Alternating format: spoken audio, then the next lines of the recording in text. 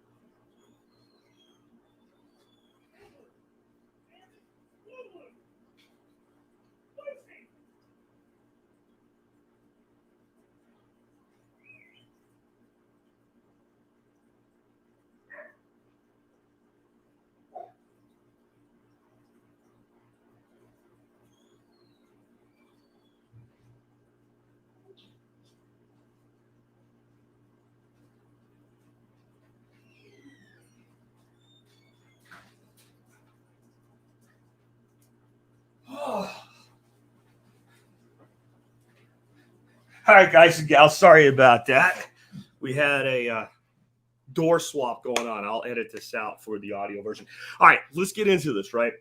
Again, I want to start out from the standpoint of there's, in my opinion, 7 major areas that are centralized and controlled and overseen by government.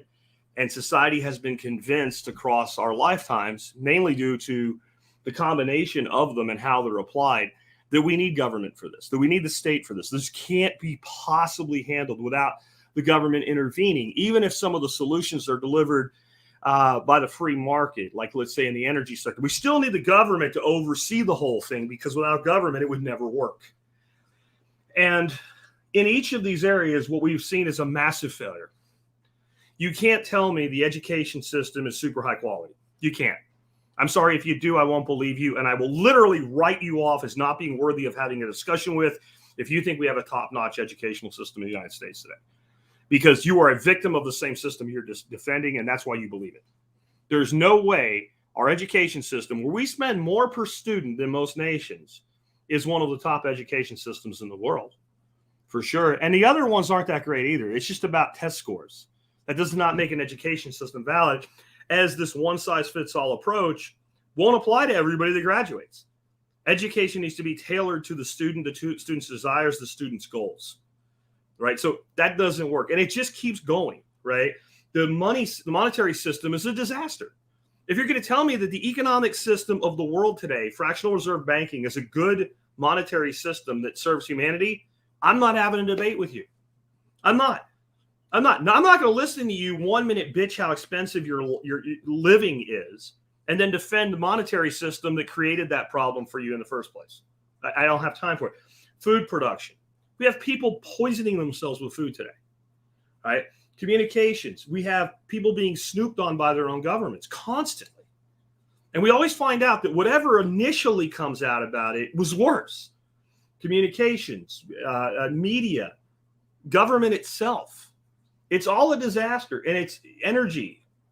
Energy is probably the one that works the best because it has to. Energy, in a way, is a lot like military, right? States will always manage their military to be at least somewhat functional, because to not do so invites invasion. And if you don't have energy, you're in a real pickle when it comes to maintaining control of a nation. So those two, they'll do a little bit better. They're still disasters. They're still absolute disasters. And innovation is constantly hindered and held back. So we have to come from a premise today that there are problems in each one of these major sectors, and that the problems that the government claims to want to solve, they're impeding, and that the main problem in these systems is the intervention of government in the first place. And then we have to say, well, then how do you solve the problem? And I hope you'll realize today, by the time we're done, all the solutions invoke some level, maybe not 100%, but some level of decentralization. So let's start off with education and the primary ways that we can decentralize education. One is what's known as peer-to-peer learning. Peer-to-peer learning is kind of sort of what we're doing right now. I'm teaching, you're learning. We do have some feedback mechanism in place. But peer-to-peer learning is really just, I know a thing, you want to know a thing, and I teach you. That can be in person. That can be through correspondence. That can be through something like we're doing right now, but it's just two people end-to-end discussing things and going through things together, right? That's a huge piece of learning. I'm going to talk about platforms like OutSchool and Acellus and Udemy, et cetera. And so those are more of like what we're doing here, where it's like a broadcast to a class of what have you. But they are actually, right? They are actually, hold on a second here. This is where you get people that are just like, Jeffrey is asking me, why does Katie have to go somewhere else? But because she doesn't believe in decentralization is going to happen in a lifetime, she's not welcome. See, this is where people, like, you got to get the wad out of your ass, Jeffrey, just to be blunt and honest. This is a person that shows up, says this will never happen, then I can't help you. And if you don't like it, Jeffrey, you're welcome to leave too. No one's unwelcome, but you are welcome to leave as well as welcome to stay. And I'll just simply tell people sometimes, if this is your attitude coming into this, you're not going to like what you're going to hear. And when somebody shows up and they're the very first comment and you haven't even started yet, and they start off with Eeyore bullshit, I'm tired, all right? I've been doing this for 15 fucking years, Jeffrey. 15 fucking years of listening to people that claim to want solutions, bitch, whenever we talk about solutions. That people that act like Eeyore from fucking Winnie the Pooh. And I will run my podcast the way I want. And you're welcome to stay, and you're welcome to carry your ass out the fucking door. And you're probably a nice guy, and you've probably been listening a long time, and hopefully you've come to expect a response like that from me. If you haven't, and it bit your nose the wrong way, bye-bye. All right. when we look at things like OutSchool, Excellus, Udemy, they are standalone processes where somebody can go in and take a recorded course or be part of a live interaction. But there are also places where you can reach out for direct peer-to-peer learning, okay? Peer-to-peer learning. And what I mean by that is, for instance, my grandson was having some trouble with math. And my wife was trying to teach him with math. And Jeffrey, let it go, dude, okay? You got an answer. You're lucky you got an answer. Anyway, he was having trouble. And the way he had to do the math, my wife was unable to help him. I didn't have the time to help him. We went out, right? We went out and we found a tutor through OutSchool for one-to-one peer-to-peer learning. We hired that tutor for 5 sessions. We got him caught up. And then when he was able to go back to his regular coursework, we were done.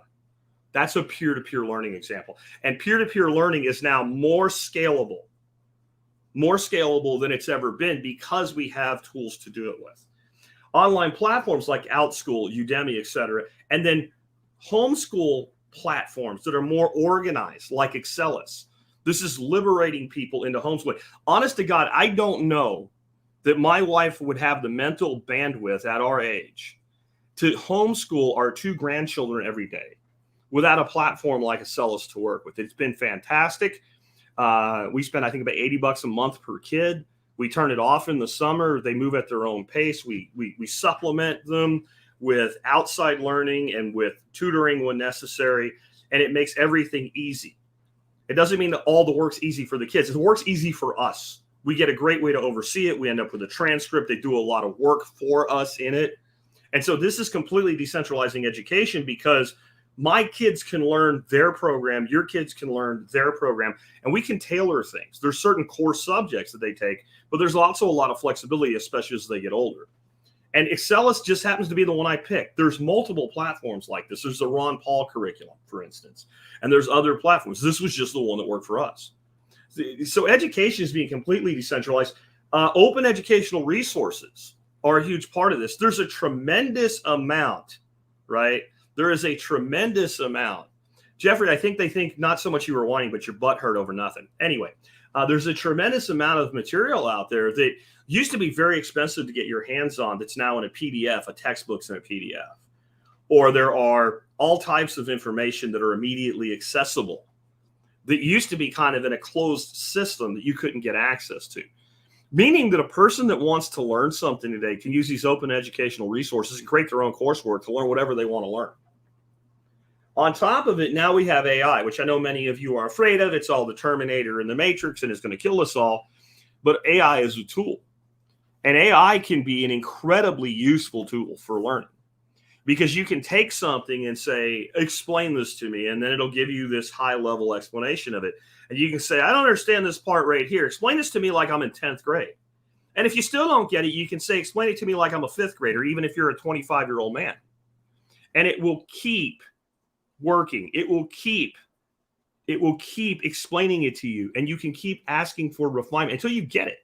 And then once you kind of get the base level explained at the dumb level, you can start asking it to actually increase the complexity of the explanation until you fully grasp it. You could even then say, hey, I want to learn more about this from a practical hands-on thing, right? A practical hands-on thing. And because I want to learn from a practical hands-on thing, give me 5 projects I could do. And don't explain them all right away. Just give me like bullet points, 5 projects. Oh, number 4, I like that one. Lay out how I would conduct this project and explain to me how it would help me better understand the concept. And it'll do it in seconds. It'll do it in seconds. When you have a kid, instead of trying to hide AI and AI tools from your kids, when you have a kid that's really not understanding something, and maybe you don't have time to set up a tutor, sit down with something like ChatGPT and keep working with that kid until the kid understands it. It'll solve a math problem and show you how to work the problem out. And we're all worried the kid's going to copy it. I'm worried the kid can look at it and understand it. And the fact that it will never get tired. It will never get frustrated. It will never write off a learner. It just does what you ask it to do. So if you need to ask it to re-explain it 20 different ways before you find the way the student understands it, it doesn't care. It doesn't get tired. It will do it. Might be the greatest decentralization tool for education that's ever been created. And now you're going to say, oh, centralize it, and you're going to be dependent on. That's why you need to learn about it, because we already have open source versions of everything. We already have stuff that if you'll invest the time and the money, you can run locally yourself on your own devices. And it's just going to keep coming, and you can pretend it's not, and you can hide your head. And if I seem a little bit adversarial today, let me just say I knew this would happen before it did, and that's why I'm in the mindset. I just want to explain. I've been doing this for 15 years. 15 years. And I can tell you that the most popular shows I have are the ones that are the least focused on solutions, which is exactly the opposite of what I'm trying to do, right? It's exactly the opposite. But I'll tell you why. When I give you a problem, it takes you no energy to be outraged, upset, incensed, and get the endorphin hit from it. Zero. If we talk about the fact that your favorite politician's in deep shit right now, you can be incensed by it, but you don't have to do anything. If we talk about the shit that's being done to our children in the name of gay pride, which is just grooming by pedophiles, it takes no energy to be outraged by it. You don't have to do anything. I'm outraged by it. I'm sitting here being outraged by it right now. I could stop talking. I could sit back in this chair, veg out, look at the ceiling, and I can be pissed off and outraged by it. And I actually will get a level of an emotional endorphin hit. There actually is a piece of being outraged that feels good. But the minute you're told, here's the solution to what you're outraged by, it requires you to fucking do something. So I can sit around bitching about pedophiles that are managing our education system, and they are.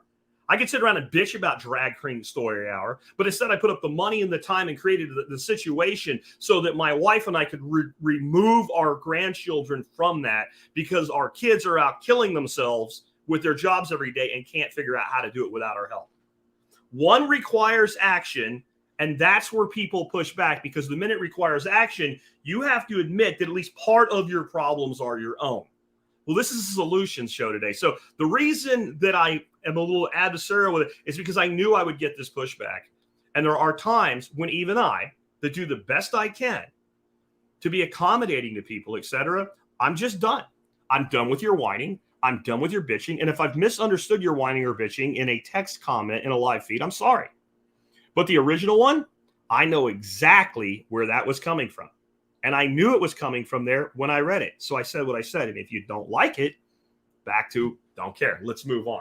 Money. AI. I want to, again, AI for education. One more thing about education is homeschool communities. All these groups of people working together. And all of the crap that you see online. We all get together and hire a teacher, and then she can run a school. Okay, it's all bullshit. I've never seen anybody actually do it. I've never seen anybody actually, and I wouldn't do it. And I wouldn't do it because all you're going to do is recreate the exact system you withdrew them from, except you get to be dictator over what is and isn't taught. That's all you get out of that. You get somebody classically trained in the classical system that's a dinosaur and dying, and you perpetuate it on a microcosm. It might be decentralized, but it's not successful. But homeschool co-ops, homeschool groups that basically everybody does their homeschooling to get independently, but they get together and they go to the zoo together, and they have like that stuff works. That stuff works. And I've seen a lot of examples of it working. I've seen a lot of examples of people getting together and doing group teaching maybe one day a week, or, one day every other week, or a couple days a month or something like that. And so there's a tremendous movement in that direction. And you'll find from homeschool families that they all want to help each other. Like, you don't have to force that at all. That's just a natural thing. And you'll find that most homeschoolers, if someone's considering it and hasn't made the leap yet, they're like, what can we do to help you get to where you want to be? And that's because this is an idea that is not just its time has come, it's been come, and it's just growing every day. Moving on, money. So obviously Bitcoin is decentralized money. I'm not going to make this a Bitcoin episode. If somebody starts whining about Bitcoin, you don't want to buy Bitcoin, don't buy Bitcoin. I don't give a shit. Okay? The longer you wait, the more I get to buy while the price is depressed. That's fine.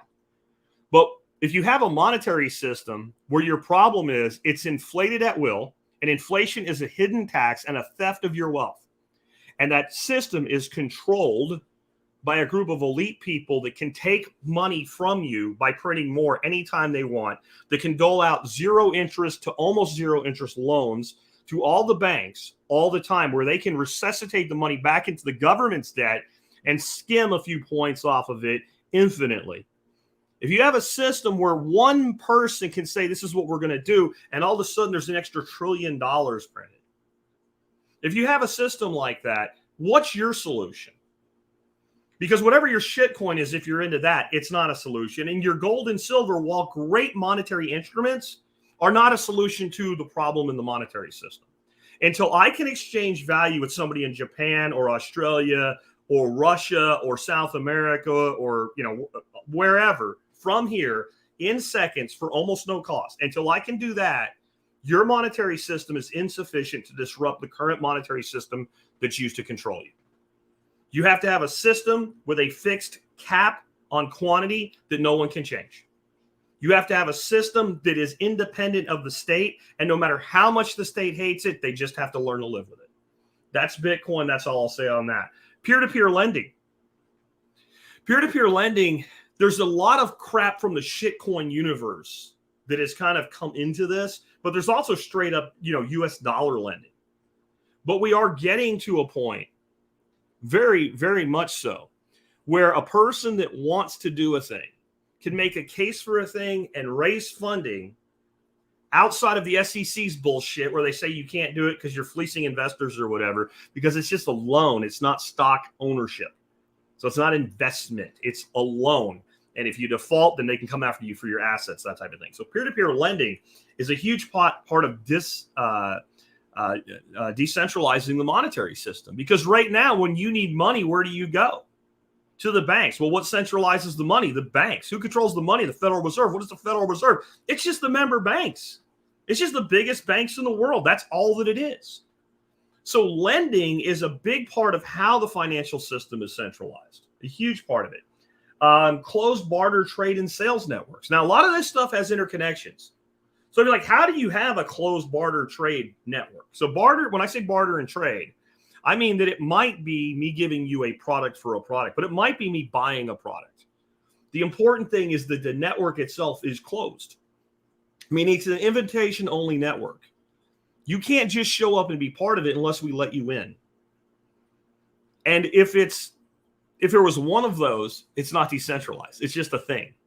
But we're having these things being built and developed everywhere. Everywhere people get together in sub-communities and they start doing business with each other. Or for right now, for instance, we have a group of people in the TSP community that are doing fundraising for Jenny Hill. I'll make sure I add the link for that in the show notes today because she's going through some really hard stuff. Well, this is a closed. I mean, yes, anybody can do it, but you have to know it's there. You have to want to do it. And you have to care. So on some levels, it is somewhat closed because there's only certain people that are going to do it, and they don't get anything directly back in return for it. It's not a Kickstarter. It's, hey, I know this person needs help. I'm going to reach out and help them. How would that happen with the centralized system? And the answer is it won't. So closed barter and trade networks, things like fundraising for individual causes or people, that is all decentralizing a monopoly that these people have had on things, saying, well, you need the government to come in there and fix that for you. No, thanks. We'll do it ourselves. Much faster, much quicker, and we'll put almost all the money directly to work on the cause. Right now, we have a ton of situations where the amount of money the government spends on a thing, no matter how poorly the result is, you're losing 30 to 50% of the money before it gets to the street, so to say. So we're circumventing that with direct support of causes that we care about. Value for value protocols and networks. So when we look at things like podcasting 2.0 and people being able to say, hey, I like that podcast, here's $1. Or here's 50 cents, or here's a nickel, and be able to do that instantaneously across that network. That is a massive disruption to a monetary system because it's not so much what it takes away from the monetary system that we have. It's doing something the monetary system we have can't do. Do you understand what I mean? They can't do it. The Visa network, the commercial banking network cannot allow Rachel, who I see here in the comments saying slap that like and please do what Rachel says. They can't allow Rachel to send me a nickel. Not that they wouldn't. I mean, like the way the system works, it won't work. It's like trying to start a fire, with a bunch of rocks and no other material. You're going to set the rocks on fire with a Bic lighter. that system doesn't function. We need tinder and kindling that burns, and then we need fuel wood to start a fire, or we need something that burns. Since rock isn't going to burn, I mean, it'll go molten in the lava if we get enough heat, but it's not going to burn. It's not going to become a campfire. We're not going to cook over it, right? We need a fire. Well, we need a system that makes a fire. Well, their system can't send a nickel across space and time. It can't do it. It costs more than the nickel to send the nickel. And they certainly can't do it between here and Tokyo in a fraction of time, a 2 or 3 second transactional time. They can't. And so the fact that we can do a thing they can't do, we haven't even begun to crack the egg and look inside it and see what that can become. And they are attacking it. For those who don't know, Nostr uses a value for value protocol called ZAPs, where I can post something like, that made me laugh today, Jack. Here's 50 sats, like 2 cents or whatever it is. Okay, well, again, we're back to something they can't do. But the way we've been doing that, if we're iPhone users on iOS, is we have been using an app called Damus. And Apple just decided yesterday that if I post a meme and you give me a nickel or a penny, even though you don't actually get anything, there's no deliverable, it's an in-app purchase, which is retarded. But they're doing it, and they're going to shut the Damus app down, shove them out of the App Store. We'll get to how that gets circumvented in a bit. But that's if that wasn't a disruption, they would. It's not big enough. It's not important enough unless it is a disruption. That's why they're doing it. That's why they're doing it. Another thing I wanted to say about that, this idea of value for value was foretold in a series of books by an author, kind of a new age author. If it's not your thing, you probably don't want to look him up. There'll be a link in the audio notes, though, where you can find his books. His name is James Redfield. His first book was called The Celestine Prophecy. I'll tell you right now, it was the best one. The other 3 that promised more were mostly reiterations of the first one, a new storyline, same main character, but they were okay. But the first one was incredible at understanding interpersonal dynamics and the way people use control dramas to suck energy from each other. And that doesn't have to be metaphysical. We've all had arguments where you just end up exhausted, right? And there's primary ways that people do this and take power and energy in an argument or a social situation from each other. But one of the things in the original 9 insights, which was part of this Celestine Prophecy, which is all fiction, by the way, was, I think it was the 4th insight, I could be wrong, where people would begin to exchange money with each other as a form of a tithe in response to information that was useful to them or valuable to them. And what he meant is, like, if I was walking down the street and I saw you and said, I have been trying to find, place XYZ all day long and I can't find it, then you told me, or you said something like, oh, there? Yeah, the reason you haven't found it is it sucks and you shouldn't go there and it's dangerous there. And here's where you should go instead. Then I might pull out like $1 and give it to you. Now, in society, the way people handle each other, I don't think it would work. I struggled with that one because I'm like, this doesn't make a lot of sense to me. Again, I read this in like 93, 94, somewhere there, long before we had, the internet really take off. I was using a pager and working for MCI at the time, right? That's how long ago it was. And when I saw lightning, I went, there it is. Like many future-looking authors, Redfield was able to know the thing that would happen, but not the means by which it would happen. I don't remember who it was. It's one of the early sci-fi writers that predicted satellites, but said they would be made out of brick or something like that. And really didn't really didn't know exactly how they would work, but there'd be these things circling the Earth that would bounce signals around.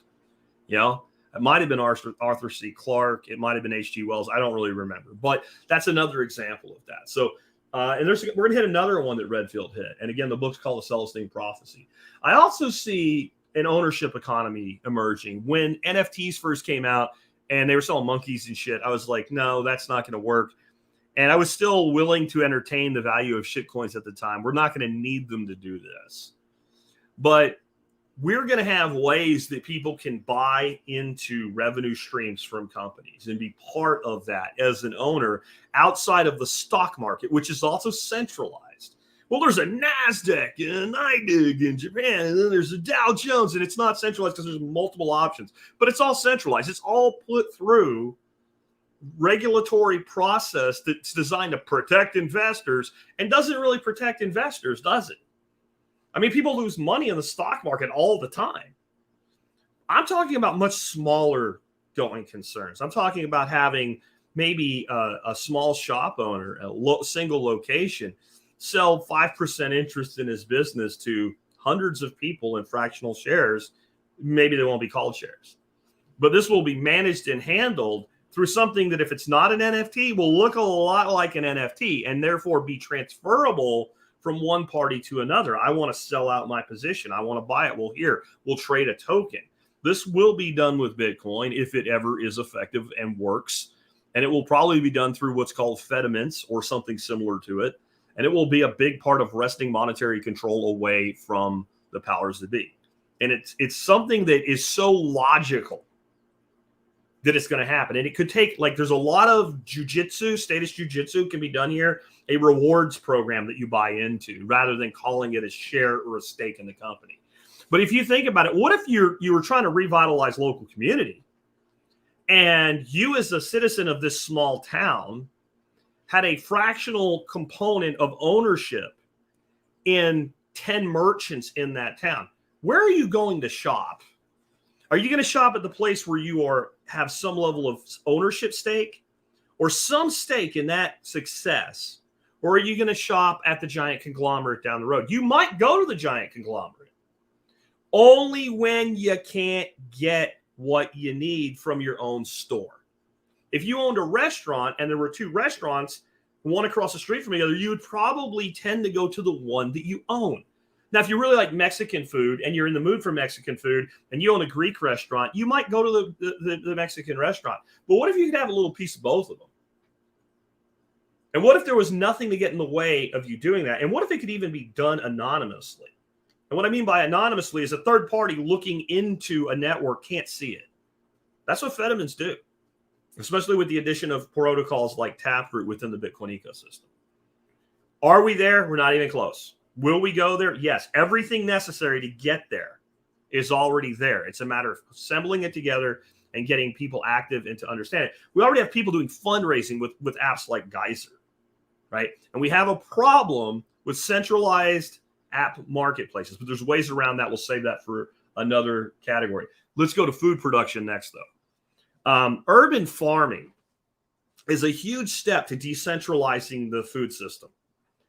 And we do have some impediments to it, but right now, the powers that be think it looks good.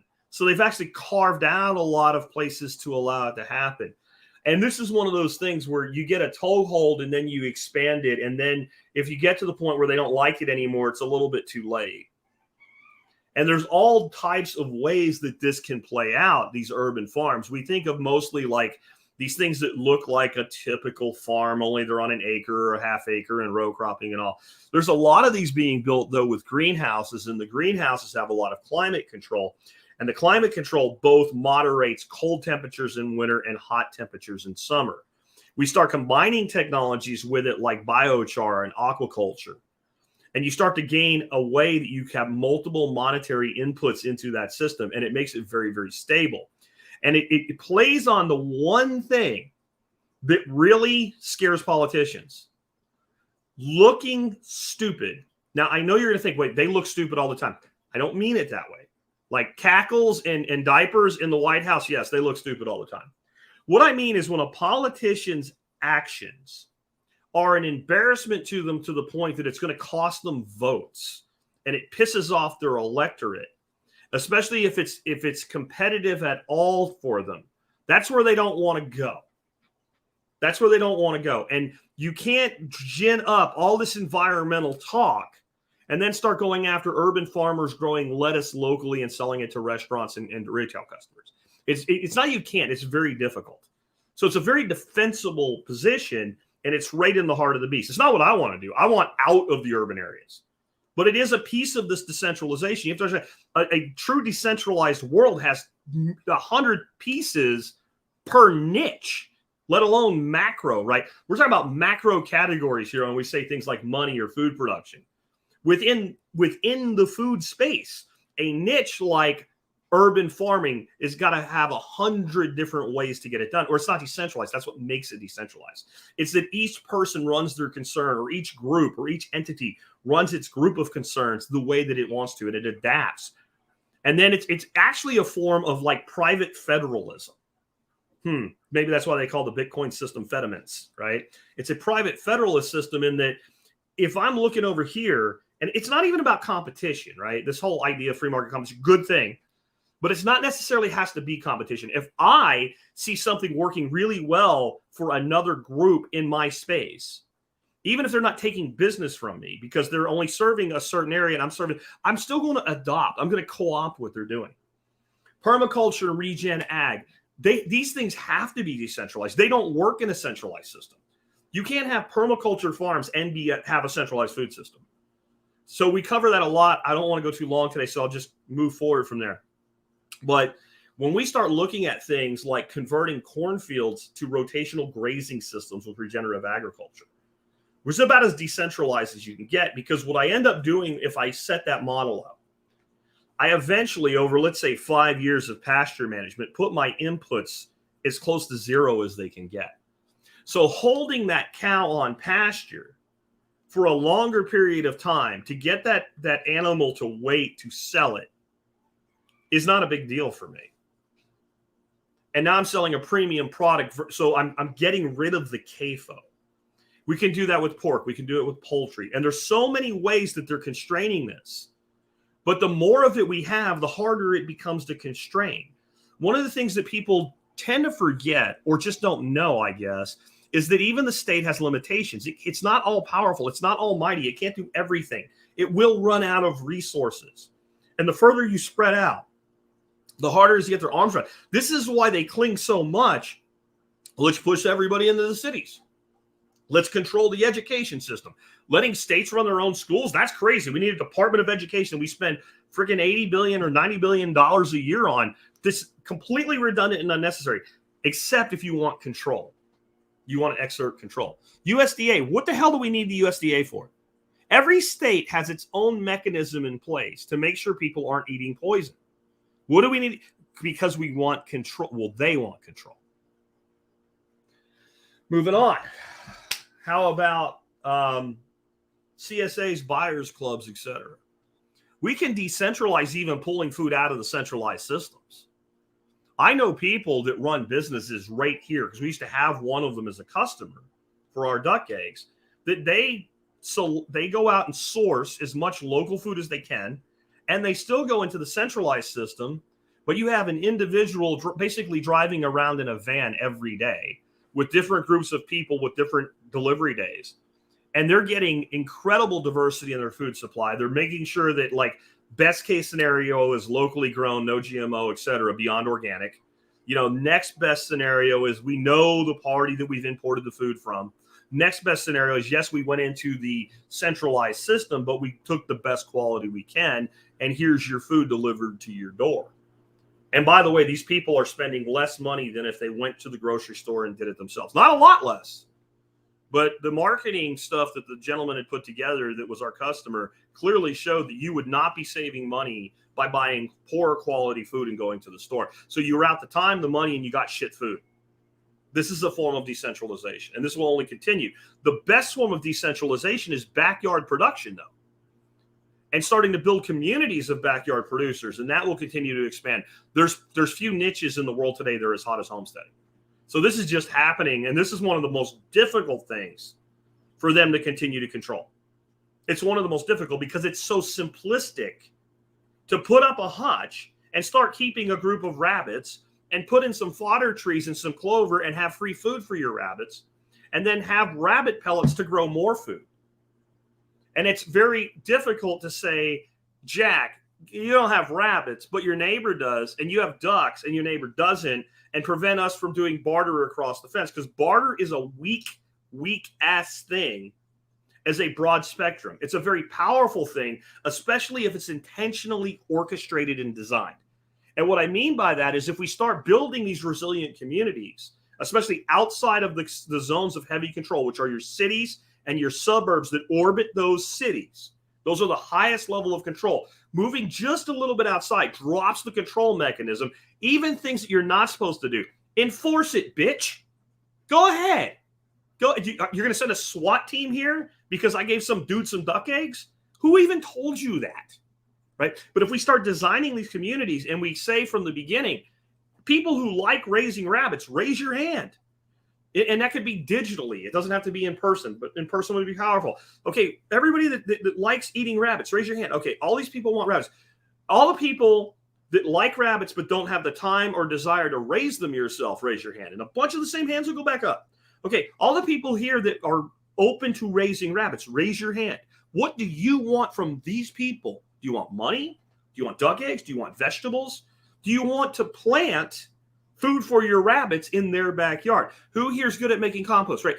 This is such an easy thing to decentralize. If you got a neighborhood with, let's say, 50 houses, 50 single occupancy houses in it that was intentionally designed to do this, that neighborhood could easily produce more than half of its food. And more than half is a lot of disruption to the existing system. This is the easiest one out of all of them today. This and the educational one. Those are the two that are the easiest to do. Let's move on to communications. We are going to have mesh networks. And we're already building them out. And things like Start9 and Umbrel will continue to expand the capability of doing this. Well, we'll have our own private internets. And you ain't censoring it. And you're going to be able to get into these mesh networks by invitation only. 100%. We're going to have decentralized social media platforms and protocols like Nostr. Can Apple kick a Nostr client out of the App Store? They absolutely can, and they absolutely will get away with it. They absolutely will get away with it. But it doesn't matter because we are eventually going to have totally independent browser-based mobile devices that will be able to use a combination of attaching to centralized networks when they have to, mesh networks, things like Starlink, and that does not make Elon my hero because he's certainly not. I think he's an asshole. But I don't care what enables communications. I care that we have communications enabled. We have peer-to-peer messaging. And one of the beautiful things about peer-to-peer messaging is it is totally legal, and it would take a momentous effort to change this to encrypt data. I don't know if you know this or not, but if I make a voice communication with you from, let's say, Texas to Florida, and it's not a data-based communication like VoIP, but a true voice communication to you, direct voice comms. It is illegal to encrypt that. Under all their bullshit, Telecommunications Act, etc., they have made it illegal for you to encrypt voice. Not audio, voice. And I don't have time to get into what the actual difference is. But data, you can encrypt. So it is completely legal, and again, very difficult for them to change their own rules with this to remove the ability to encrypt data. Well, if I have a messaging application and we're communicating on it, that is data. If you don't understand the difference, just trust me, it's data. But when we start adding things in like Start9 Embassy servers, and we can run our own messaging servers with end-to-end encryption, and the groups and people allowed into that one particular network are invite only. I have to approve you. And if somebody were to find a way in, I can see that there's a new party in the group, and I can ban them, get rid of them, stop them from being there. Now it's very like, if you don't understand how that's going to decentralize communications, I don't know what to tell you. And we're getting to a point now for a couple grand, you can set something up that literally will run a community that way. And again, invite only.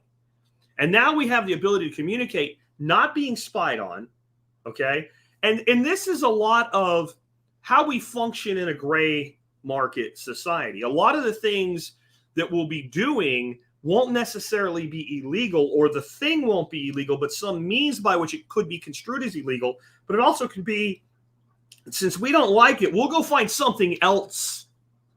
We'll go find something else to crack down on. So the more complex we can make them, trying to figure out what we're saying and doing with each other, the better. The better, right? So it's not that they can't. And what you have to understand is, well, people say, but if you have this, then they can do this and blah, blah, blah. This is when you individually target. If you are individually targeted, you have a problem. it was Himmler or I don't know, one of the people in Nazi Germany that said, show me the man and I'll show you the crime. There's a book about present day called 3 Felonies a Day. And the average person probably commits 3 federal felonies. You got a different problem. The whole point is to not be targeted, to do things in such a way that you blend in, to camouflage your actions. And comms are a huge part of that.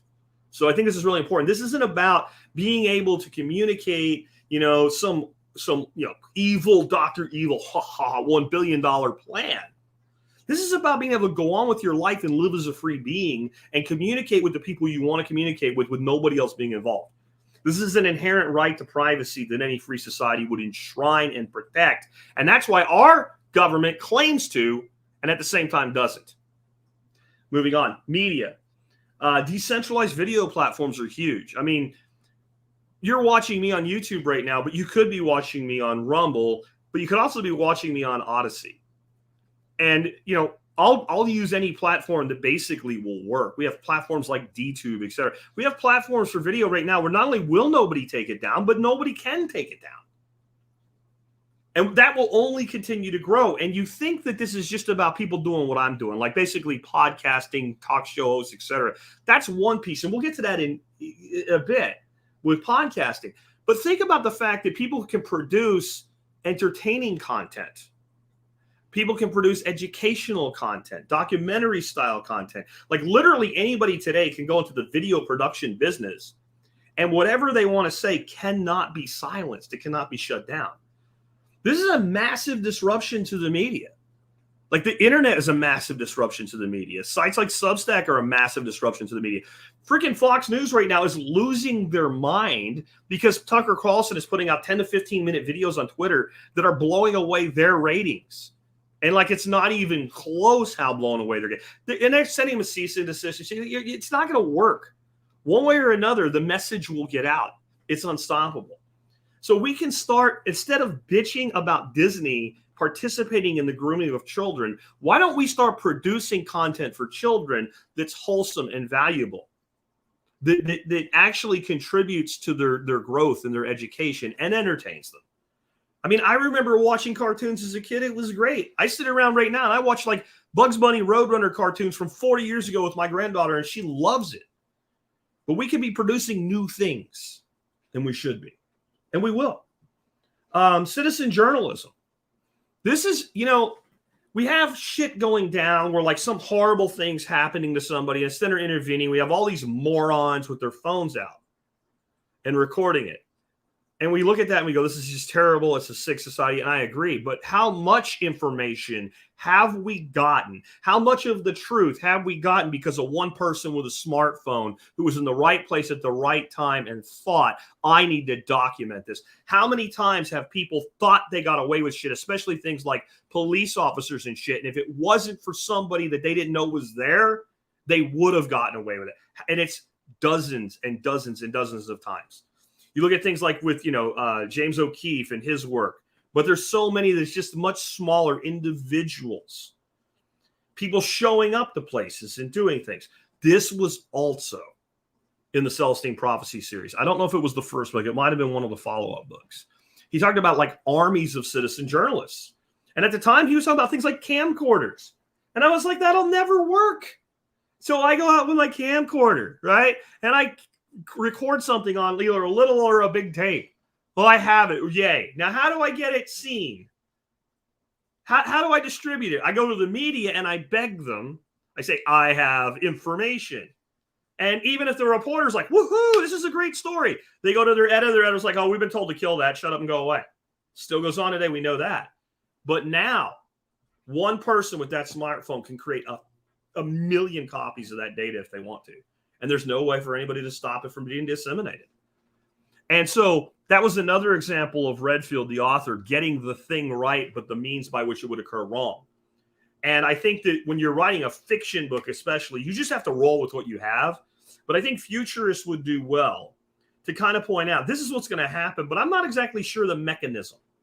And I hope that's clear today. That's what I'm trying to do. Like some of the things that will make massive gains for our side in this in the next year don't even exist yet, or The two pieces exist, and no one's just kind of figured out how do we put these together yet. And that's coming. And that will continue to come because this is how humans work. We are problem-solving computers. We might enjoy being incensed and have an attitude about things. We might get lazy. You know, the reason a lot of us are lazy is part of what we're talking about today, the food system. There's so many people that are lazy because they're chemically imbalanced. And I don't mean the way that the drug companies say, so they can give you a pill to alter your brain. I mean, they're chemically imbalanced biochemically in their bodies because they're eating garbage fucking food.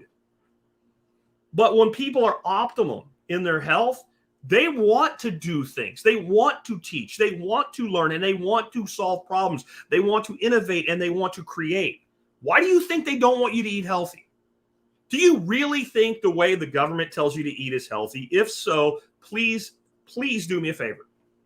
Unplug all your beliefs about dietary requirements for humans for 1 week and deep dive into the ketogenic, carnivorous world, paleo, primal, all of it. Go because I don't care which stage you're part of, it's all 1,000 times better. Go do a look at the actual research, not their centralized bullshit out of their centralized system, out of their centralized education system, out of their centralized funding system. You have to separate yourself from this to do research. If you're researching their shit only, you're not doing any research. The system is set up, even where it looks like it presents counter information, to have you come to a predetermined conclusion. You have to extract yourself from that system to be able to actually have an informed opinion. It's designed that way. It's centralized. So use the decentralized educational tools we have, the decentralized media and communications tools we have, and re-educate yourself. And then if you decide they were right all along, that's fine. But I bet you won't. And if you change the biochemistry of your body, if you enhance the epigenetic nature of your body and your mind, you will start looking to solve problems. And many of us already have, and we are. And we are. That's why they don't like it. Free and independent people are difficult to govern. And so we're going to decentralize all of it. Let's talk real quick about podcasting. I shouldn't have to say much. You listen to podcasts. But what I'll say about this is, let's imagine that I was so good looking and so talented and had such an amazing voice that I really was a good fit for modern television. And let's say I was in a well-connected family, somebody that could make a phone call and get me 4 or 5 interviews on 4 or 5 different networks for 4 or 5 different talk shows. Let's say I had all that going for me. I was independently wealthy, right? But we don't have podcasting as we know it today. We have cable television as we knew it before podcasting, right? Lots of channels, lots of networks, the illusion of decentralization. And I go into, and people are actually friendly to me. They're like, well, Mr. Spirko, you're part of the infamous Spirko family. We would love to have you in our network. We will tailor whatever you need to give you a 1-hour talk show. I still couldn't do what I do. And I don't just mean upset the powers that be. I mean the format of my show. I couldn't have a 5-day-a-week show, 1 day a week as an interview show with one person for over an hour. Couldn't happen. Even I can find it to an hour. Went to their time spots, and I had room for commercials and all of it. So I had 44 minutes of content per episode, 16 minutes for. I still couldn't do it. You know why? Because I can't have a show in their system that one day we're going to talk about 20 different mints you can grow and what to do with them. And the next day I'm going to have a guy on like I did yesterday talking about moving out into the country. And the next day I'm going to talk about something like this. And then the next day I'm going to have a group of experts answer your questions. And then the next Monday, we're going to do a current event show. And you can't do it. It won't work in that system. It's impossible. And this is why we have all these podcasts now that aren't podcasts. When you take some talking head jackass off CNN, MSNBC, any of the networks, and I don't care if they're sports, I don't care if they're news, I don't give a shit. And all you do is take their same content and repackage it and throw it into an RSS feed. It is not a podcast. It doesn't do what podcasting is intended to do. And all it is them trying to come into a world that they don't fit in. They're as awkward here as we are there. Now, there might be people that listen, but they're mainstream drones. And they're just, it's basically like, it's almost like it's on their radio but they're using a different means to get there. They're using our decentralized network to get there. But real podcasters do whatever they want, however they want, the way they want, with nobody telling them what to do except maybe their communities and listeners. And because of that, we have true decentralization of content and information and entertainment. Some of you today listened to me for the first time and you're already gone because when I went off, you said, this isn't for me, and you left. That's wonderful. That's wonderful. You should have a choice. You shouldn't just have a choice. You should have hundreds, thousands of choices of how you get your information, of who you listen to, of how you spend your time. Podcasting has done that like nothing else in media. And the media will never understand it because they're incapable of understanding it. It's like going back in time to caveman days, to Neanderthal days, and handing a Neanderthal a digital, not a compass. What am I looking for? Where you measure things, the distance. It just went out of my head. Caliper. Taking a digital caliper and handing it to a Cro-Magnon or a Neanderthal. It doesn't matter that it works. It doesn't matter that a person in the modern age would look at it, and even if they'd never heard of it before, would be like, oh, yeah, I see. It tells me how far my finger is or whatever. They wouldn't understand it. They wouldn't know what they're looking at. This is the media of today looking at podcasts. They don't know what they're looking at. They don't understand it. They don't know. They still don't know why Joe Rogan outperforms every major media news show on the planet. They can't figure it out. And they'll never figure it out because I know it seems stupid to you. I'm like, you're looking at it, you're going, of course he does. He does 3-hour in-depth interviews with all this variety. He's a great storyteller. He's got credibility behind him. He's fought the system and won. You know? He's in great shape for his age. He tells the truth. He does his best even when he's wrong. They don't understand any of that. I just said blah, blah, blah, blah, blah, blah, blah to those people. It's like speaking a different language. That's the complete opposite of everything they do. Short form, controlled content, staged advertisements, scripts for everybody. You know, I tried to work with a gal named Kim Commando, and I was kind of excited about it because she's really big in like online, on radio and stuff like that. And the way we were going to work together is I was going to fit her into my expert council shows. And I did this a couple times. And I would give her content and she would give me content to create. Like, you know, give me 5 apps that are good for people when they're traveling would be something, because she was a tech person. And then maybe she'd say something about, you know, how to store food or something. And we'd record these, you know, 5 to 10 minute segments, just like I do with my expert council. And we would swap content. And every week she'd be on my show and I'd be on hers. We did it like 3 times. And I gave up and I pulled out of it. And the reason was I was waiting weeks to get a single segment back. Why? Because her team had to write her a script to read, which means you do not know what the fuck you're talking about. These were questions I could have done myself. I was softballing her questions. And she would send me one and I would sit down, turn the mic on, whip it out, and send it back in seconds. Well, not seconds. If it was a 7-minute segment, I had maybe 10 minutes into producing it. Because I know what the fuck I'm talking about. These people don't know what they're talking about. They're actors. They're actors. Everything they do is scripted. There's no way they can fit into this ecosystem and actually be successful. Doesn't mean they won't have a lot of listeners, but they won't be successful. They just have people that are using that means to listen. They would be using some other means if they weren't there. We have something that they'll never understand, even though they're allowed to play in the game with podcasting. Moving on, governance. Smart contracts, decentralized autonomous organizations. This has been the realm of shitcoinery, and most of the smart contracts have been investment contracts to exchange one shitcoin for another shitcoin or to create some sort of DeFi yield or something like that. It doesn't mean the concept is bad. Think about being able to form essentially something that works like a corporation or a company, where everybody that participates is rewarded based on their performance. It is enforced by a set of rules. This thing did or did not occur. And profits are distributed. And it doesn't exist anywhere on paper. It doesn't go to a courthouse. There's no place where it's signed off on by a notary. There's no one to get in the way. The thing just is. It just exists. We already have that. We just haven't really figured out the best way to implement it yet. Smart contracts circumvent so much more than I think what people realize. Smart contracts are a great way to circumvent the court system, which is a big piece of how the government controls people. The family court system is a racket. It's a racket. More money from child support goes to provide retirement for the judges and employees of the court than do for the freaking kids. It's wide out in the open. You can go verify for that self if you don't believe me. The amount of money that the supposed deadbeat dad pays, he's trying to survive, never gets to his kids. The family court system takes a cut of the action like the freaking Godfather. The mafia is more honest than the court system. When you have a smart contract, you can create a smart contract for just about anything that can be gauged as being completed or not completed. Progress billing, what have you. So we don't have to go to court. We don't have to go to arbitration, even private arbitration.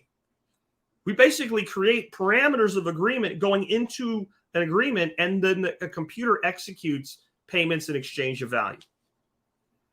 Again, we just haven't figured out how to fully utilize that. We will. Private membership clubs. Now, I think there's a lot of people out there selling how-to information about private membership clubs that if people follow it to the letter, someone's going to go to prison. Maybe a lot of someone's. It doesn't mean the concept itself doesn't work. We can create, again, we're creating more of this closed barter and exchange network, but we can do it more as a club. The club sets its own guidelines. The club has its own rules. The club operates on private property. The state needs a reason and paperwork to enter private property, and this actually takes time. It doesn't mean you can get away with anything, but it does mean there's a lot of things that the state says you can't do, and you can set up in certain ways with PMAs. You could even send a letter to your police chief, the government, your senator. We're doing this, and they may not like it, but under their own rules, their own system, they can't do it. Think about the Matrix again, right? One of the reasons, now it's all fiction, but it's a great analogy. It's a great allegory to the world. It's why it was written in the first place. But one of the reasons that the agents can be combated is the Matrix itself has its own rules. And within the rules of the Matrix, there are certain abilities and inabilities and limitations. And so they've done this. That's the Matrix. That's the real Matrix. They've created their own system of control, but some of those controls do apply to them. Or it just becomes not worth the effort. Again, individually targeted entities and people will always have huge problems here. The key is to create so much movement, so many decentralized nodes of activity, that it just becomes a decision. You know what we'll do is we'll run our smart cities. We'll run our smart cities. And I really believe that we're going to have a society of the controlled and what you would think of as free zones. And there'll be a lot more geography to the free zones, but a lot less population density. And that doesn't mean they'll willingly do it. They will capitulate across time because they will have to. They will have to. The problem is their system itself will begin to crumble and fail. It will begin to crumble and fail. And we will be visible enough to see our lives are better. Again, this is a multi-decade thing. This is not something that happens tomorrow. It's not something that happens next year. It's not something that happens in 5 years. Pieces and parts will continue to drop. And if you're doubtful when you hear me talk about this today, all I'm going to say is go back in time 20 years and look at all the gains we have, all the things we can do today. That if somebody told you these things would happen, some guy that you don't know his name will create a monetary system that will become, eventually $1 trillion network asset that people will use for private money, and the state won't be able to stop it.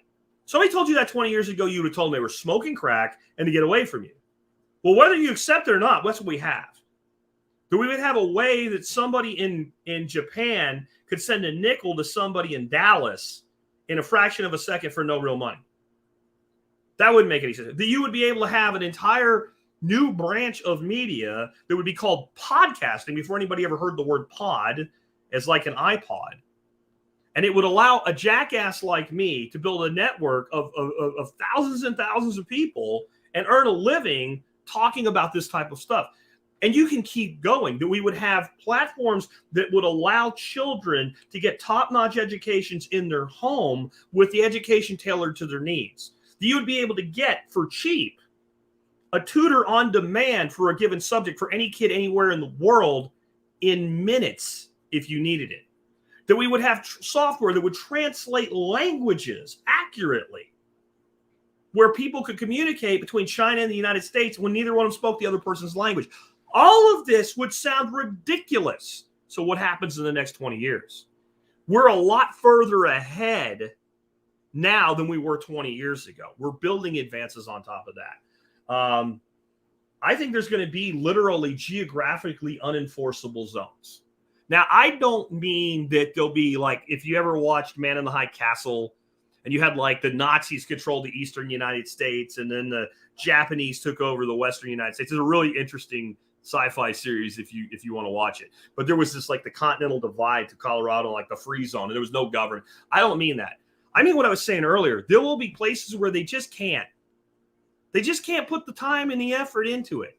They can't worry about Farmer Joe giving Farmer Tom some figs.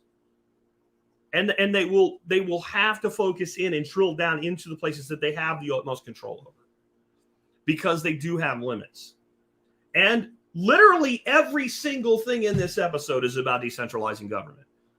If you look at the primary needs that humans have and the primary wants that humans have, health, communication, food, right? Media, all of these things are completely there's a giant federal department of government over each of these areas. And some of them have 2, 3, 4 departments that share jurisdiction over this one thing nationwide. And they all combine with cooperation between governments to be global. That's centralization, right? But when we start taking each piece back, each one of those is taking away government's ability to control a thing. And to me, that's a good thing. That's a good thing. Maybe it's not to you. Then you're probably in the wrong place. Did I trigger somebody again? We'll see. Anyway, energy.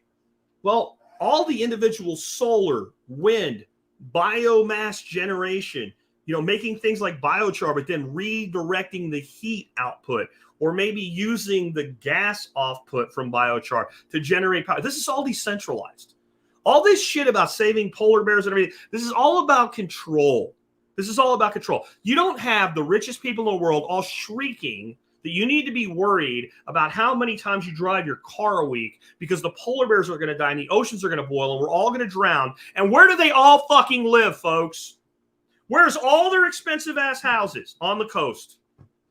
On the coast. If you believe the oceans in the next 10 years are going to rise up and drown Florida, you don't own real estate on the beach in fucking Miami. You're a liar. They're all liars. Doesn't mean there's no environmental problems. On the contrary, there's way more environmental problems than they ever want to talk about. They talk about bending the ones that they can use as leverage for control and force and power against you. But the actual solution is not a giant solar mirror farm in the middle of the desert where 80% of the generated power is lost in transmission. And I've said this before, but I'll say it again. Anybody talking about alternative energy, solar, wind, etc., that can't define impedance and attenuation without Google needs to shut the fuck up and not be taken seriously. You have no idea. These people have no idea what they're talking about. They have no idea what it takes to move power once it's generated, the limitations on that power, or the cost of building that infrastructure. But when somebody puts the power generation in their backyard on their house, that's decentralized, especially if it's not grid tied or not grid dependent. Solar, battery backup, grid tied, but has a switch to turn off the connection to the grid. That's decentralized. That's control. That's power. And that matters. Alternative housing that reduces the energy needs. Have you noticed that the hardest thing to do is to build a house that needs almost no energy? Mike Reynolds is the guy that really, brought out the Earthship concept, lost his architectural license. They didn't like what he was doing. I mean, that's all it came down to. There's an actual recording with somebody at an actual courthouse or something, basically telling him, well, maybe the people that want to sell energy and deal with waste don't want you doing that. You can see why they wouldn't want you doing that, right? I watched a documentary, listened to it myself. Can't remember what it was called. It was years ago. They don't want that. So if you really want to reduce carbon footprints. You really want to reduce energy use. You look at one of the main things that uses the most energy is buildings, commercial and residential both. And the first place you would start is not let's put solar powers on all the roofs. Let's make the dwelling need less energy. And not telling people, well, you're going to sweat your ass off every night with sweat neck sweat, right? While you sleep, while the rich fat cats sit there with, they might as well have like back in Egypt with somebody fanning their ass and feeding them grapes and flying around in private jets. Because that's all nonsense. You would start with let's make the dwelling need as little as possible, not just so humans can survive, but humans can be comfortable and happy in it. But no, all the building regulations are set up, stick and brick subdivisions. Why? Because it's not about saving the planet. It's not even about reducing energy use. It's about control of the population. So we need to move to places where we can build whatever the hell we want within reason anyway. Have as much flexibility as possible. And sometimes we just need to build shit and not tell them. I guarantee you in most places, yeah, if you're going to self-build, hire subs that you bring in, you have 40 acres of land, you're going to put a couple of buildings in the center of it, it's surrounded by trees, you're probably not going to hear from anybody. You're probably not going to hear from anybody. Not that they wouldn't, but it is a complaint-driven system, and we need to start applying pressure to the places, and we need to start slipping behind the enemy and chokeholding the enemy in places where we have the opportunity. Instead, we let them do that to us, and then we sit around and bitch. We use this as an excuse for inaction, right? Community microgrids. That's something that already exists, and that's going to become more and more the case where we're actually building microgrids at the community level that tie into the main grid, but only draw from that main grid when they need it. And then we're coupling that with things like community wind farms. There's places in Texas right now, your electric company is literally a co-op that you're a member of. And the co-op generates as much power as it can, distributes as much power as it can, and then and only then buys the surplus power they need from the primary grid. That's a hybrid design. It's not fully decentralized, but what it is if they're ever cut off, they still have something. And again, if we couple that with housing that leaves less energy demand in the first place, we can radically transform the world, and we will. And when I say we, I mean all of us, and I mean generations of us. I'm always coming from a standpoint of seventh generational thinking. I know that society has done everything that it can to kill that concept and make you think, me, now, what can I get? Every single person that's in corporate sales today is judged by the month, the quarter, and at best the annuum. But we judge the annuum with the month. If you were ever in corporate sales, you know exactly what I'm talking about. You can have a record-breaking month. You can have a 3x your quota month in June, and if your sales suck in July, they're talking about firing you even though you're going to make your annual quota. Because what are you doing? What do you need more? What have you done for me lately? We are a short time preference society in a global world that works on long time preference only. There is no short time preference in nature as a larger system. We're talking about a planet that, no matter what you believe, is billions of years old. You don't deal in billions of years with short time preference. You don't. We're a cosmic community. We're a piece of life floating in a vast cosmos. We have no idea if we're the only life or we're the most advanced life. We just don't know. I have my beliefs on that, but I will admit I do not know.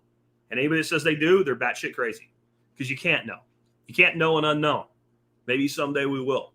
But we have got to come at this from a long time preference. And each little thing we do, we have to start looking at ourselves. You know, I did a lot in the beginning of this show and building this community, talking about the story of the ant and the grasshopper and telling the fable of the ant and the grasshopper. The ant works his ass off, the grasshopper parties, the winter comes, and the grasshopper freezes to death and dies because he didn't do any work. It's just an allegory. It's just a story, right? It's a metaphor. Ants eat grasshoppers. I watched them eat the shit out of a grasshopper in my backyard the other day. And he was trying to get away, and they're just eating his ass. So it's not a real, but it does explain that. But in some ways, we need to start acting And this is a weird thing because ants are a collective insect. It's like the Borg. It's what they want. But in some ways, we need to start acting like ants and not just with storing food and what have you and being prepared. I mean differently. So, this one little ant is born. She's a worker ant. She hatches out of her egg. They feed her to make sure she grows up and to be one of us. And then her assignment is to dig tunnels and expand the colony. And so she goes way down the end of this tunnel and she picks up one little tiny grain of dirt and she climbs up this huge long tunnel. And some of them are huge to us, but to an ant, it's like it went a mile and it drops this one grain poof, on top of the mound. And it turns around and it goes right back and does it again. It does this all day long. And that ant in a week won't fill up a teaspoon. But this mound is massive because there's millions and millions of ants, each chipping away at a little tiny piece. If you go back and look at ancient societies and some of their amazing construction projects, like Rome's aqueducts, and you think about how would you build this? You don't have dynamite. You don't have excavators. You don't have trucks. You don't have cars. You don't have petroleum. And they built it. They built it with human labor. Any one person's contribution seemed inconsequential. If a guy died working, they just threw his ass in a hole and replaced him. But the collective action across time moved water hundreds of miles. And these systems worked for centuries because each individual contribution did matter.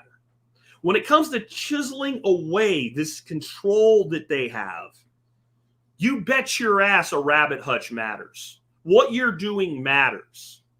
It's been one of my 12 tenets since we started. What you do matters. And the greatest system of control they've enacted is to disempower you so that you don't fucking believe it when I say it. If you had a twinge of doubt when I said that what you do matters, I want you to go look in the mirror and tell yourself it does until you fucking believe it. Because only when you believe it will you truly start to do the things that are necessary. You do not have to liberate society 1% to matter. You just have to liberate yourself 1% to matter. Because when you give yourself 1% more liberty than you fucking have right now, you will say, damn, that feels good. This is the shit. This is life. This is doing something with my dash. I like that. I want 1% more. And you double it. And it's 2. And then you say, screw that. That's not enough. I want 4. So you double it again. And then it's 8. And then it's 16. And then it's 32.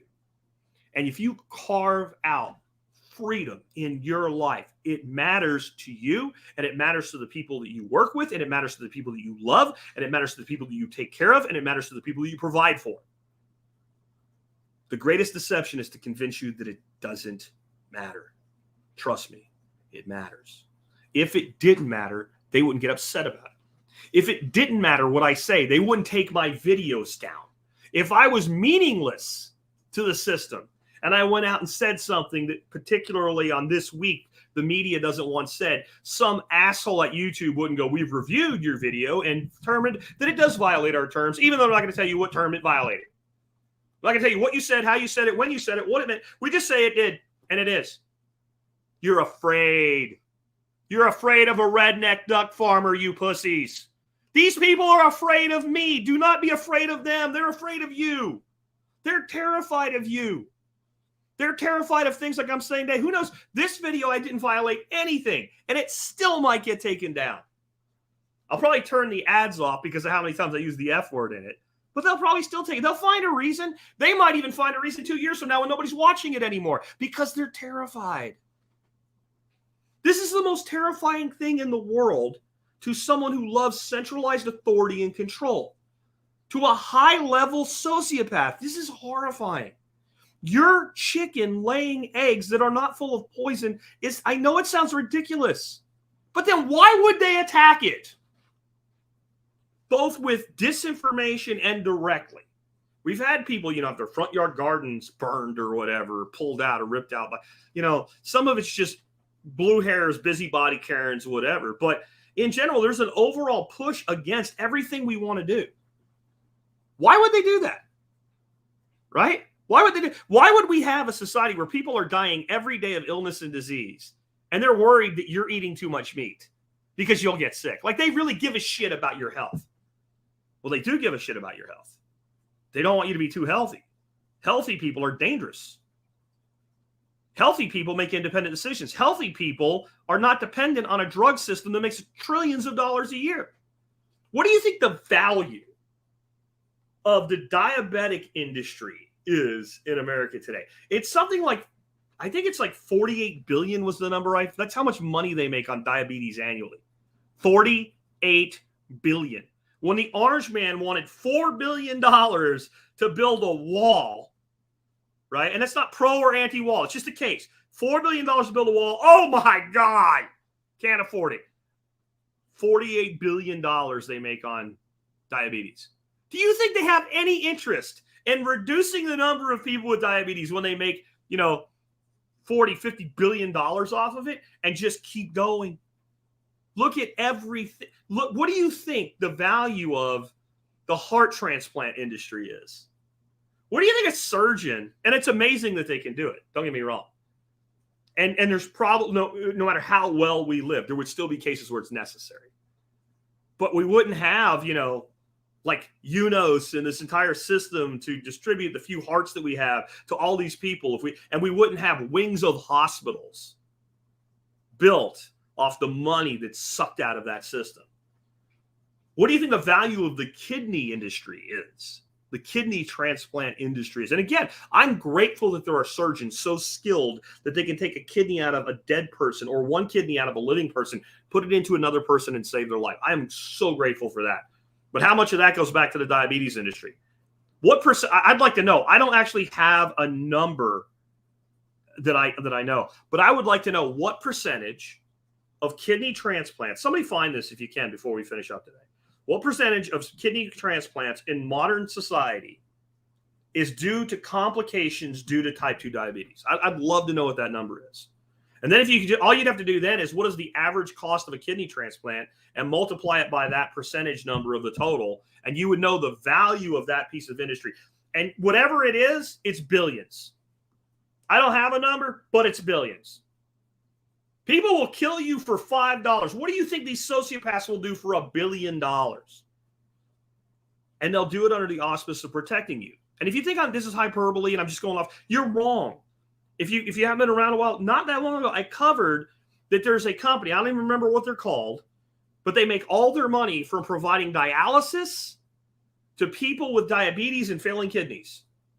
And they supposedly care about you, and they worked with the American Diabetes Association, which is a labor union for doctors that are supposed to care about you and your kidneys, right? To come up with recipes for diabetics that say, like, add a cup of sugar to it. Like, these recipes that they're marketing to diabetics are toxic to diabetics. Even if you think it's okay, if you have diabetes, this is the last shit you want to eat.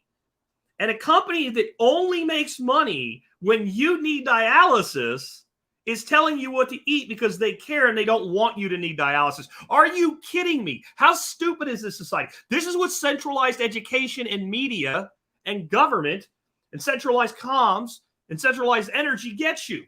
A population of stupid, sick, but not quite dying sheep.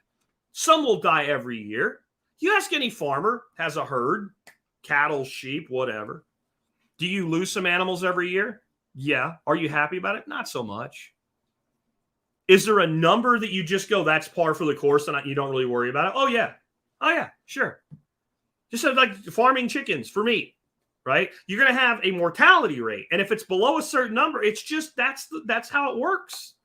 This system does well enough to be profitable, and this is the consequence when it doesn't work. They view you the same way. They don't give a shit when you die. They don't give a shit when you blow your kidneys up or your liver up. They don't care when you get coronary heart disease. They sell you shit. And then they sell you a drug, and they sell you a drug that counteracts the side effect of the first drug. And then they send you another drug, and their goal is to have every single person by the time they're an adult on 4 medications. This is actually a stated goal of some of these companies and these entities. Everybody's sick in some way. And if they're not, we'll make sure that they are. And boy, do they want you on those psychotropic drugs that fix your mental illness. You don't have a mental illness. You have an independent thought. That's their problem. So get involved. If you think all of this is pie in the sky, pick the piece you think isn't. Pick the place that you can pick up your one little grain of sand like that ant and carry it out and drop it. And then realize you live a lot longer than an ant. And each little piece is building on top of the next, so that the next one becomes more consequential to the whole. Don't ever believe that you can't have freedom. If you believe you can't have freedom, you're right. You're right. And that's sad. And it doesn't have to be. With that, I hope you enjoyed today's show. I want to give you something today to help you on your dietary journey. If you you want to try this this whole keto carnivore thing, but you're like, man, there's some things I just can't give up. I discovered something, and I talked about the base recipe in this in a show earlier this week or last week. I don't remember what, but I learned about it from a YouTuber named Courtney Luna. And it's basically, did you know you can make basically flatbreads, breads, tortillas out of pork rinds? That's totally legit on the carnivore keto lifestyle. And the quality of your pork rinds are as high as the quality of the pork rinds you buy. But with pork rinds and egg and butter, you can make a reasonable, like, bread-like substitute. It doesn't taste like bread. It tastes like, well, pretty neutral pork rinds.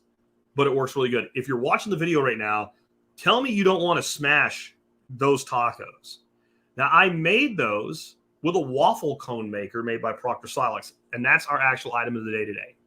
And I put a video in the write-up for you where you can see exactly how to do this. And I give the recipe, the procedure. I give 100% of all of it. And I'm going to try to get this on hey guys, out the volume. Let's get the volume down, and you can kind of see it while I'm talking here.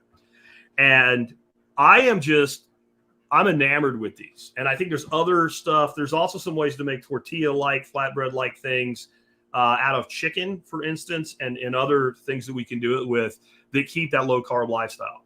Look at the tortilla you get. They're flexible. They don't crack. They don't break. They're a little bit thicker than a flour tortilla. I'd say they're about 1.5 the thickness of a typical flour tortilla. 0 carbs. Carnivores, you can eat them too. And this waffle maker, it's actually a waffle cone maker. It's thinner than a regular waffle maker. It just works absolutely fantastic. You can find out more about it in the audio notes when this goes up as an audio. About 30 minutes from right now is when that'll happen on the website. And man, I encourage you guys to try this. I encourage you to try anything that improves your health. And I know you've been told that pork rinds are bad for you, that fat's bad for you, that animal products are bad for you. Think of the people telling you that. Who are these people? Where did they get their education? What system do they serve? The answer is, you know what, the centralized system. Start taking charge of your health. This is one great way to do it. And if you like junk food, it probably makes really great waffle cones too. My wife already said, in spite of the fact that I'm opposed to it, she will make some waffle cones and ice cream for the kids at some point. But it is just a great product. And I think it will make a really good pizza crust too. So there's a lot of flatbread. I think you can cut it up and make chips out of it. Really, really awesome. And K-Bonk says they make pork panko too. That's what I use in the video. So I have a product called Pork King Good breadcrumbs, and it's just basically ground up pork rinds. You know, I see a lot of people online, they make their own, they buy a bag, they throw it in a food processor. It's faster, it's more convenient, and if you do the math, it costs less. And it's still pork rinds. So it just makes it, when things are easy, we tend to do them. This is not something I'm going to eat every day, but when like last night, we wanted to make tacos. I did chopped up ribeye tacos with my own seasoning. I had cucumber salsa from the garden, so mine wasn't full carnivore, but the tortillas were. Guacamole, some fresh, really good, high-quality cheese. It was just fantastic. And I will tell you, they're a lot more filling than a typical tortilla. I ate 2 last night. I don't think I'll do that again. From now on, when I do this, I'll either make 2 little ones, like street tacos, or just make 1 big one, and if I want extra meat, put it on the side, because I was a little over full last night when I actually gave like the last little piece of it to Charlie. Anyway, with that, I hope you enjoyed today's show. Definitely give that a shot. Remember, you can always help us out by doing your online shopping at tspaz.com. If you like what you heard today and you want to support this show, become a member of the MSB. That's the Member Support Brigade. Just go to survivalpodcast.com, click on members to learn more. You'll get so many discounts on so many things that you're going to buy anyway. Your membership will pay for itself. With that, I'll be back tomorrow with an expert Q&A show. There'll be no live stream for an expert show. Next live stream will be Monday. You can always find the next live stream coming, or the last one that happened if I haven't updated yet. You know where, tspclive.com.